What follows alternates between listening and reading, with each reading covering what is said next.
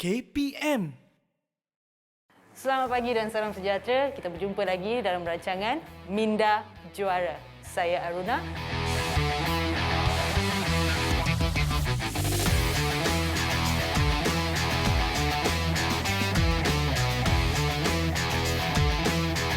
Kita akan bersama-sama untuk mengenali dan mempelajari bagaimana untuk menjadi seorang juara.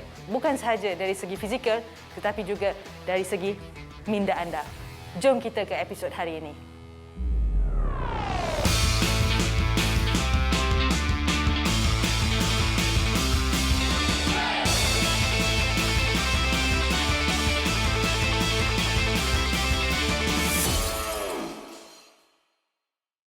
So, kalau kita dah tengok back to back dalam minggu ini, kita dah banyak mempelajari teknik-teknik untuk menguasai kemahiran minda kita. Betul tak? Kita dah tahu pasal penetapan matlamat, kita dah tahu dah macam mana nak kawal pernafasan. So, hari ini adalah teknik yang ketiga, yang lazimnya, yang selalunya kita akan buat, iaitu kata kendiri. Iaitu, macam nak cakap dalam bahasa Inggeris sebenarnya, self-talk. Kita biasakan untuk cakap self-talk ataupun kata kendiri. Saya akan biasa gunakan dua perkataan ni ya. Okey. So, self-talk ni, apa dia self-talk? Tapi sebelum tu, sebelum kita nak pergi kepada self-talk, okey, saya nak bagi aktiviti untuk adik-adik. Biasa tak kita hantar WhatsApp kepada orang? Betul kan? Kita ada phone, kita ada WhatsApp, kita ada smartphone, kita hantar message. Siapa yang kita akan hantar message? Kita hantar kepada orang yang ketiga. Betul tak? Kita hantar kepada kawan-kawan kita hantar kepada sesiapa saja yang message kita. Pernah tak kita terfikir untuk hantar WhatsApp kepada diri kita? Kalau hantar WhatsApp kepada diri kita, apakah ianya akan berbunyi? Macam mana kita nak cakap dengan diri kita sebenarnya? Pernah tak terfikir? So sekarang, pergi cari telefon adik. Carilah telefon adik, alright? Kat mana-mana pun, ambil telefon tu, buka WhatsApp. Dah buka WhatsApp, okey? Pilihlah siapa-siapa tapi jangan hantar Kan pelik pula orang kata kenapa hantar benda ni. Okey? Sebab kita tak boleh nak hantar untuk diri sendiri, tapi kita nak cuba saja. Kalau kita create satu situasi, apakah respon adik-adik untuk situasi itu? Macam mana adik nak balas balik kepada diri adik? Okey? So ini adalah situasi. Dah ada phone dah? Okey? Pilihlah nombor yang paling best yang adik-adik nak buat. Okey? Tapi jangan hantar Nanti kan kata, kenapalah hantar mesej hantar merapu ni contohnya kan? Okey? Tapi anggap mesej ni adik hantar kepada diri adik sendiri. Okey? Ini situasinya sekarang. Okey? Dengar betul-betul Okey. Situasinya adalah you nak kena hantar kerja sekolah hari Jumaat ni. Dah hari Rabu ni. Tak siap-siap lagi, tak buat-buat lagi. Apa yang adik nak bagi tahu pada diri sendiri? Type mesej tu sekarang.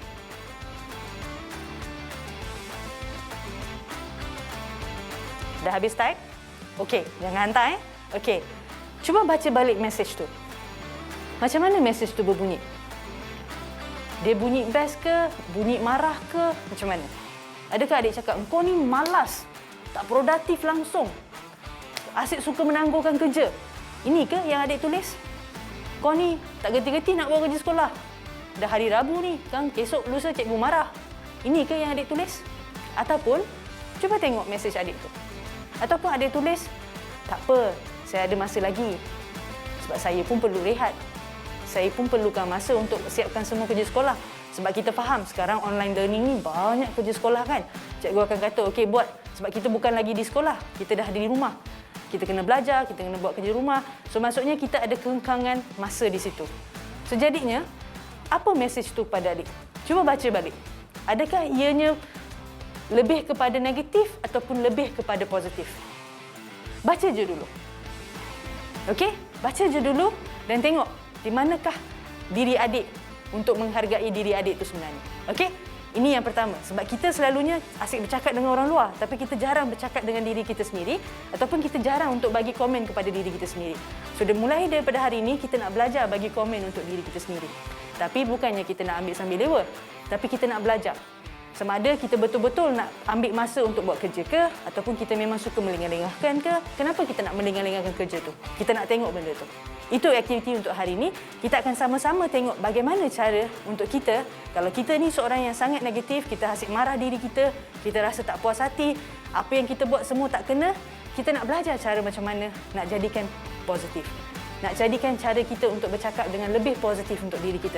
Ingat balik apa yang kita belajar daripada episod-episod lepas, bila kita bersikap positif, kita akan berkeyakinan diri. Kita akan ada self-confidence yang tinggi.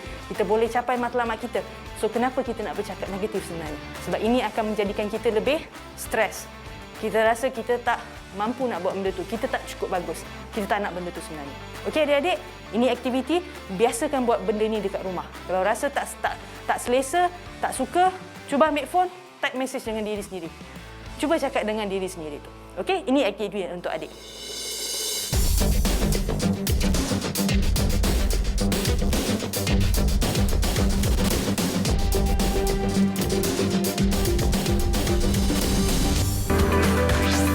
Didik TV KPM.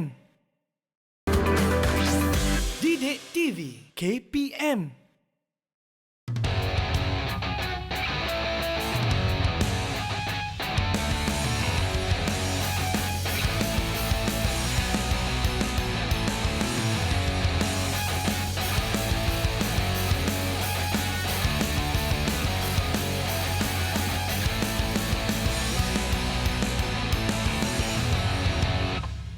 Okey adik-adik, kita tadi dah buat aktiviti kan? So sekarang saya nak terangkan. Apa itu self-talk? Apa itu katakan diri? Katakan diri adalah kita bermonolog dengan diri kita sendiri. Biasa kan kita cakap, aku boleh, aku tak boleh. Kenapa Kita akan bercakap secara sama ada meluahkan, kan? Kita kata, kau ni, kan? Kita marah diri kita contohnya. Ataupun kita bercakap dalam minda kita sahaja. Kau boleh, contohnya. Alright? Ini adalah secara untuk membantu diri kita untuk apa? Untuk memberikan fokus. Kita mungkin dah hilang arah, kita tak tahu apa kita tengah buat sekarang. Kan? Tiba-tiba kita kata, aku boleh. So maksudnya kita memberikan fokus kepada kerja yang kita tengah buat. Lagi satu, ia juga akan membantukan kita rasa, kalau kita rasa nervous, kita rasa tak selesa, ini pun akan membantu kita. Sebab kita nak membuatkan diri kita rasa bersemangat. Sebab kita rasa kita boleh. So, kita nak bercakap dengan diri kita sendiri. Okey? Ini adalah sedikit tentang self-talk. So, jangan rasa adik ni gila kalau bercakap sorang-sorang. Biasa tak pernah tengok orang bawa kereta tapi dia bercakap sorang-sorang? Mungkin dia tengah bercakap dengan orang, tapi kadang-kadang dia bercakap dengan diri dia sendiri juga. So, ianya boleh terjadi. So, tak salah kalau anda nak bercakap dengan diri sendiri. So, itu adalah self-talk. So, sekarang kita nak tengok apakah fungsi self-talk dalam sukan. So, dalam sukan ni sebenarnya, kita nak menggunakan self-talk ni adalah untuk menaikkan motivasi kita. Bila kita dah down, bila contohnya opponent kita dah score gol, kita dah 2-1, okey? Kita dah down. Macam mana ni? Tinggal lagi seminit lagi ni, tinggal lagi 2 minit ni, macam mana kita nak menang ni? Perlawanan ni sangat penting. So time-time ni lah kita sebenarnya nak cakap dengan diri kita, aku boleh. Come on. I nak push diri I. Sebab apa? Bila kita nak push diri kita, kita beri semangat kepada diri kita sendiri, maksudnya kita dalam keadaan yang selesa ataupun keadaan yang betul-betul kita nak membuatkan prestasi yang tinggi kat situ. Kita nak bagi all out kita. Nampak tak di situ? Melainkan sebab orang akan cheer untuk kita, betul tak? Penonton-penonton akan kata, come on. Coach akan kata, go, relax. Dia akan bagi banyak arahan. Tapi ianya tak akan sama dengan arahan yang kita bagi kat diri kita. Adik kena tahu, self-talk ni sebenarnya sangat powerful. Kita boleh gunakan dalam pelbagai cara. Bukan hanya untuk nak naikkan semangat kita, tetapi kita juga boleh gunakan dengan pelbagai cara lain. Iaitu ada 3 cara dia sebenarnya. Yang pertama adalah kita panggil motivational self-talk. Motivational self-talk ni adalah motivasi, katakan diri bermotivasi. Maksudnya ayat-ayat yang kita kata tadi. You boleh, I can do it, you can do it, let's push up. Ini semua adalah ayat-ayat yang di mana motivational self-talk. Contohnya, kenapa kita nak guna ayat-ayat ni? Contohnya, sebelum kita nak masuk dalam padang, kita akan cheer. Ready, steady, go. Contohnya, Malaysia boleh. Ini adalah ayat-ayat yang memberikan kita semangat. Kita nak berada dalam zon. Kita nak pergi berlawan ni. Askar-askar akan kata, kita nak pergi berjuang ni. So, you ready dengan mind you ready dengan physical you dah ready nak pergi untuk berjuang. Okay? Kerana self-talk ni akan membantu kita untuk berada dalam zon. Untuk memberikan yang terbaik. So, yang pertama adalah motivational self-talk. Yang kedua adalah instructional self-talk, iaitu katakan diri secara memberi arahan. Okey, yang pertama tadi yang motivational tu untuk memberi kita tenaga. Okey, kita rasa yes, I can do it. This is the time. Okey, kita dah training untuk dah setahun kita training bersama-sama, peluh, penat, lelah, semua ada. Tapi sekarang inilah time dia untuk kita nak bagi yang terbaik. So kita nak kata, okey, come on, kita boleh buat. Tapi untuk instructional self-talk ni, katakan diri arahan ini akan membantu kita untuk mengingatkan kita tentang teknik-teknik atau taktikal. Contohnya macam saya adalah penjaring untuk pasukan bola jaring, ya. So kalau penjaring ni apa tugas dia? Dia perlukan dapat bola dan dia adalah orang yang terakhir untuk memasukkan gol tu. Bila bola tu dimasukkan, baru sahaja skor akan dikira. Kalau saya lagi banyak skor yang saya jaringkan, lagi banyaklah peluang untuk tim saya untuk menang. Betul tak? So bila saya ada tanggungjawab yang sangat besar di bahu saya ni, adik-adik rasa saya tak akan gugup ke bila berada di situ? Bila kita dah net to net, kita kata dia 49, kita 49. Dia 50, kita 50. Rasa nervous tak bila dapat bola tu kita nak masukkan dalam jaring tu? Bila kita nak masukkan dalam jaring tu, padahal kita dah buat berjuta kali teknik yang sama. Turun, naik dan shoot. From the leg kan, kita down, bend, up, shoot kita kata. Tapi time tu pula kita boleh lupa. Sebab apa? Kita dah lupa nak bernafas. Kita rasa kalau kita buat salah ni, habislah aku. Kan banyak perkataan yang akan berlari dalam minda anda ni yang mengganggu konsentrasi adik-adik. So bila dah mengganggu konsentrasi adik-adik ni, apa akan terjadi? Terus lupa teknik yang betul. So bila terus lupa yang teknik yang betul, patutnya kaki tu kena habis naik. Tangan kena habis lembut, cantik macam tu. Tapi lupa terus kejung macam ni. Macam mana bola tu nak masuk? Nampak tak? So bila kita dalam keadaan macam ni, kita nak gunakan instructional self-talk di mana kita nak ingatkan diri kita. Hi, in. Contohnya, 2 perkataan je. Kita tak kata, okey, turun, berdiri, bangun. Kita ada berapa saat? Kalau macam dalam bola jaring, kita ada 3 saat je untuk nak menjaring. Tak bolehlah nak kata 10 perkataan. Kita hanya boleh kata 2 perkataan saja. Hi, in. Nampak tak? Bila kita ingatkan diri kita, automatically kita akan fokuskan kepada pergerakan kita sebenarnya. Membantu tak? Okey? Yang seterusnya adalah ayat fokus. Nampak tak? Ayat fokus ni adalah bila contohnya kita dah kena skor bola. Kita dah buat mistake. Contohnya you pemain bola sepak, tersepak bola dekat gawang gol sendiri. Lepas tu dekat depan gol tu, dah adu beribu kali. Kat 1 minit duduk meraung. Kenapa masuk gol sendiri? Padahal dalam tim tu perlu ada 11 orang main. Tiba-tiba awak meraung seorang-seorang kat situ. Dah tinggal 10 orang yang tengah main. Lepas tu senang tak orang lain nak masukkan gol? Kan? Maksudnya kita perlukan konsentrasi. Kita nak balik semula dalam game. So kalau kita kata, come on, aku dah buat mistake. I nak come back balik. I nak come back balik sekarang. So maksudnya ayat fokus ni untuk kita nak push balik. Untuk kita nak fokus balik dalam kerja kita sebenarnya. Okey, nampak apa beza dia? Motivational, instructional dengan fokus. Sekarang saya nak tunjuk apa lagi ayat-ayat yang kita boleh tengok dalam motivational, instructional dengan fokus ni, ya. Okey, ayat-ayat untuk motivational self-talk ni adik-adik boleh tengok, Let's do it. I can do it. Aku boleh. Aku bersemangat. Come on. I'm relaxed and calm. Ini adalah contoh-contoh motivational self-talk. Maksudnya biasalah kita guna perkataan ni, kan. Nampak beza tak? Okey, kita pergi pula kepada box yang kedua ni, instructional self-talk. Di mana kita nak membuat sesuatu aktiviti tu, kita nak bagi arahan. Contohnya, kita nak buat aktiviti squat. Biasa kan kita buat aktiviti squat.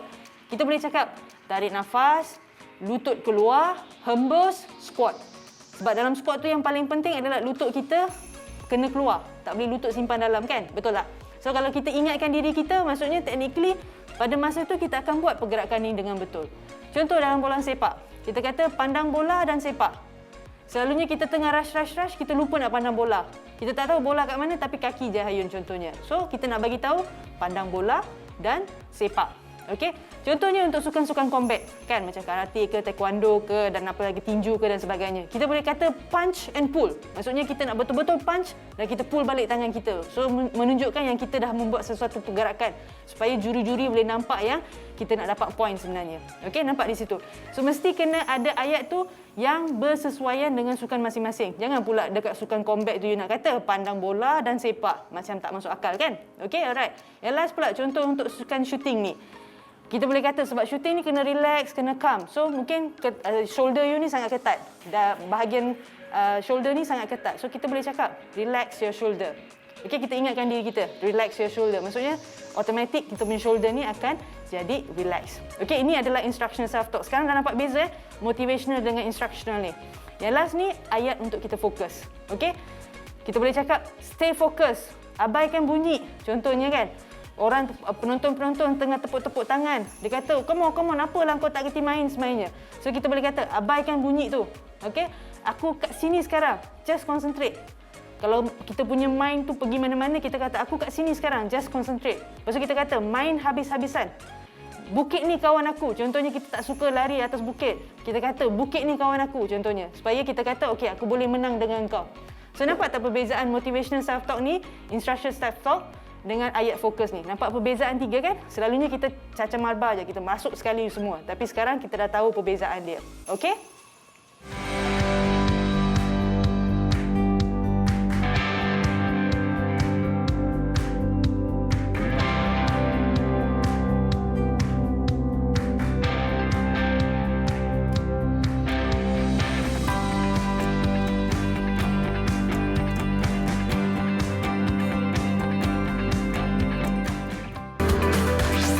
Didik TV KPM. Didik TV KPM. Okey adik-adik, tadi kita dah tengok apa perbezaan antara tiga self-taught punya instructional, motivational dengan ayat fokus ni kan? Betul tak? Dan ada lagi yang paling penting, macam tadi kita buat aktiviti. Apa yang kita tengok sebenarnya? Ada positif punya feedback dengan ada negatif punya feedback. Betul tak? Ada positif punya self-talk dan ada negatif punya self-talk. Selalunya yang positifnya apa? Aku boleh, kau boleh berjaya, I can do this. Ini adalah lebih kepada berbunyi sebagai positif. Betul tak? Tapi kalau let's say untuk ayat-ayat negatif ni, macam tadi, kalau adik-adik yang balas aktiviti atau balas mesej untuk diri sendiri kata, aku tak boleh lah, memang aku ni tak mampu nak buat lah, aku ni memang tak sesuai lah. Semua perkara-perkara yang merendahkan diri kita. Kita tak percaya dengan diri kita. So nampak ada positif, ada negatif. Selain daripada tiga tu. So maksudnya tadi dalam sukan, kita dah bagi arahan, kita dah bagi motivasi untuk diri kita. Tapi sekarang ni dalam game ni, kita tengah buat sesuatu. Tapi tiba-tiba kita rasa macam kita tak cukup bagus. Kita tak ni. So technically kita akan buat, nak cakap negatif ke nak cakap positif. Okay? So ada dua self-talk juga untuk negatif dan positif. So kita nak tengok macam mana cara kita nak berhentikan ni. Kalau kita dah fikir negatif, macam mana kita nak berhentikan ni dan kita nak tukar kepada positif. Kalau ianya membantu untuk adik. Kita tengok ya. Okey, kalau adik-adik tengok tadi kan, kita dah ada negatif self-talk dengan positif self-talk ni. Contoh kat sini tengok Saya tidak pernah buat perkara ni sebelum ini. Alright, ini kali pertama saya nak buat contohnya. Kalau macam mana you nak berhentikan nak pergi kepada positif? Ini adalah peluang untuk saya belajar sesuatu yang baru. Kita nampak satu sebagai, nampak tak? Ini balik semula kepada mindset kita. Kita adalah fixed mindset ke kita grow mindset? Kalau kita tengok ni sebagai ancaman, kita akan kata negatif. Kalau kita tengok ni sebagai satu yang positif, satu yang membantu, kita akan tengok secara positif. Nampak tak di situ? Kalau tengok yang ayat kedua pula, ianya tak boleh dibuat langsung. Memang tak boleh buat. Saya memang tak boleh nak buat benda ni. Cuba cakap dengan diri sendiri, berhentikan ayat tu dan cakap dengan diri sendiri. Mari saya cuba, belum tahu. Maksudnya kita positifkan benda tu. Mungkin kita akan gagal, mungkin kita tak selesa, tapi tak salah mencuba kan daripada terus kata tak boleh. Bila kita kata tak boleh, apa yang akan efek?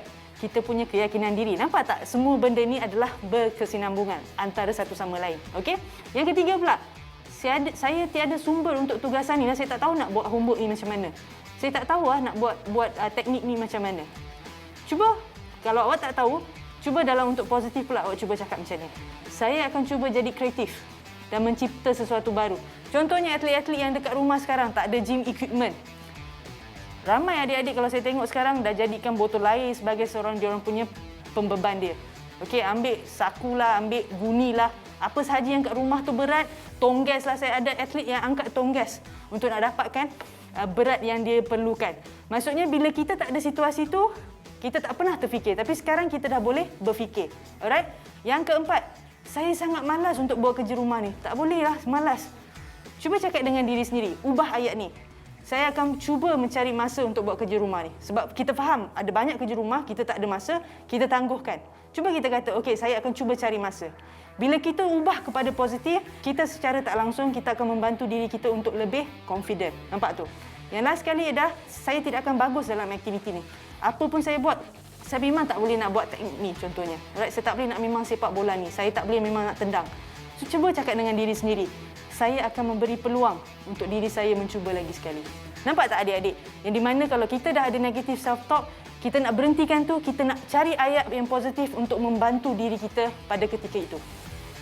Okey adik-adik, kita dah belajar apakah teknik-teknik yang kita boleh gunakan untuk self-talk ni. Okey, yang pastinya self-talk ni boleh digunakan pada bila-bila masa. Tak perlu kata dah nak gunakan masa aktiviti saja, nak gunakan masa perlawanan saja. Bila duduk kat rumah pun boleh cakap. Tak ada salah sebenarnya. Tapi yang penting adalah kita kena tahu teknik apa yang kita nak gunakan. Takkan untuk yang nak instructional, kita nak bagi arahan kat diri kita, kita nak pakai yang motivational. Kita nak pakai fokus. Kita tak nak sekali pukal.